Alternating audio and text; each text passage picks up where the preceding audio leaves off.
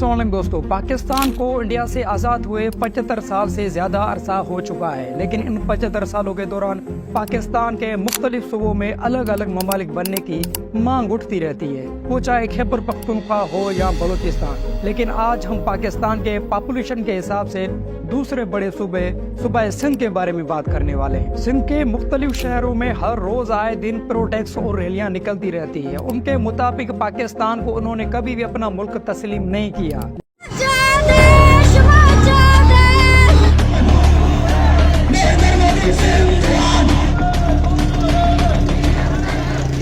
लेकिन आप सब ने सिंधु देश की मांग करने वालों से ये पूछा है कि आप सिंधु देश क्यों बनाना चाहते हैं, इसका रीजन क्या है?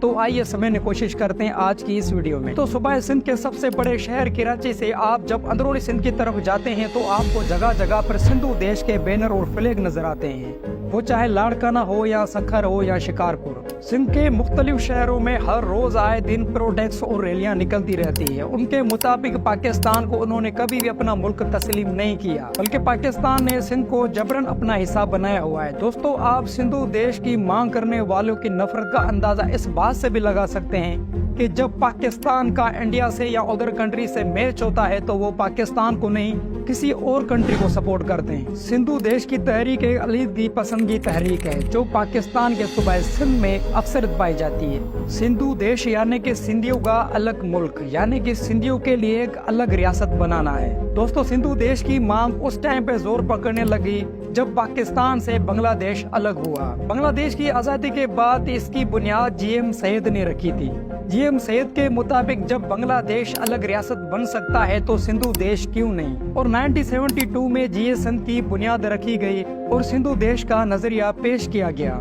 सिंधी कौम परस्त पार्टियां पाकिस्तान के दूसरे सूबे के पार्ट को भी अपना हिस्सा मानते हैं। उनके मुताबिक ये सिंध का हिस्सा था जिसमें बलूचिस्तान का लसबेला और पंजाब का सिराइकी बोलने वालों का इलाका शामिल है। और कहीं ना कहीं सिंधी कौम परस्त पार्टियों की बात सच भी है। इसी बात पे जब मैंने खुद भी रिसर्च की तो बिल्कुल हमें यही पता चला कि पंजाब के कुछ हिस्से और बलूचिस्तान के कुछ हिस्से वो पहले सिंध में शामिल थे। लेकिन फिलहाल हम इस मौजू को नहीं छेड़ते हैं क्योंकि ये हमारा टॉपिक नहीं है। यहाँ तक कि सिंध की किसी भी कौम परस्त पार्टी ने पाकिस्तान के इलेक्शन में हिस्सा लेना ही मुनासिब नहीं समझा। और कौम परस्त पार्टियों को छोड़ने का रीजन पुलिस का क्रैकडाउन भी है, क्योंकि हालिया बरसों में पुलिस का बहुत ही क्रैकडाउन देखने को मिला।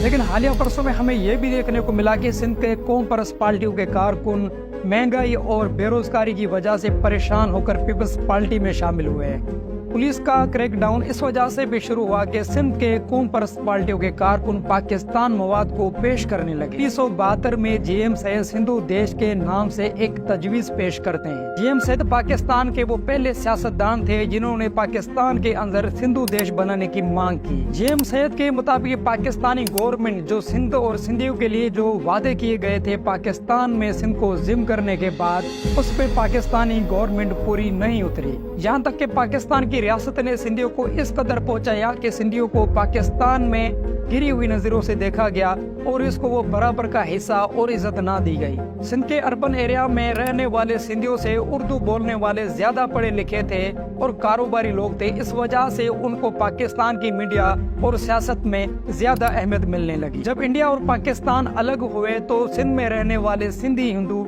इंडिया चले गए और इंडिया से उर्दू बोलने वाले पाकिस्तान आए और वो पाकिस्तान में आकर उसको सिंध में बसाया गया। और यहीं से सिंधियों के अंदर एहसास महरूमी होने लगी। और सिंधियों के मुताबिक इंडिया और पाकिस्तान के बंटवारे में जो सबसे बड़ा नुकसान हुआ है वो सूबा सिंध के लोगों का हुआ है। ऊपर से पाकिस्तान के अंदर उर्दू जबान को नेशनल जबान का दर्जा भी मिला। उस वजह से भी सिंधियों के अंदर एहसास महरूमी जोर पकड़ने लगी। गुलाम सैयद ने अली मोहम्मद राशिदी के साथ मिलकर पहली बार 1970 में कॉन्सुलेट पेश किया। गुलाम सैयद अपने किताब अ नेशन इन चेंज में लिखते हैं कि सिंधियों का अपना कल्चर है, उसकी 5000 साल पुरानी तारीख है, उसके डिस्ट्रिक्ट है, वो इंडस सिविलाइजेशन का हिस्सा भी है। गुलाम सैयद कहते हैं कि पाकिस्तान में सिंधीज को पंजाबी और उर्दू बोलने वाले सेलिब्रेट और एम्पोरिज्म करना चाहते हैं। दोस्तों, सिंधु देश को सपोर्ट करने वाले गुलाम सैयद के अलावा इब्राहिम जोयो और शेख अयाज भी थे। दोस्तों, सारी बातों के ऊपर मैं पर्सनल राय देना चाहता हूं कि पाकिस्तान की गवर्नमेंट ऐसा काम करे ही क्यों जिसकी वजह से पाकिस्तान के टुकड़े हो। हकूक उसको नहीं मिलेंगे तो पाकिस्तान के टुकड़े पाकिस्तान की गवर्नमेंट खुद करवाएगी। صوبہ سندھ پاکستان کی معیشت کو 70% ریونیو دیتا ہے، اس کے باوجود بھی سندھ کے لوگوں کے حالات بہت ہی برے ہیں، اس کے حقوق نہیں ملتے ان کو۔ دوستو ویڈیو پسند آئے تو لائک، سبسکرائب اور شیئر ضرور کرنا، اور کمنٹ سیکشن میں اپنی رائے کا اظہار ضرور کرنا۔ اوکے، اللہ حافظ، جزاک اللہ۔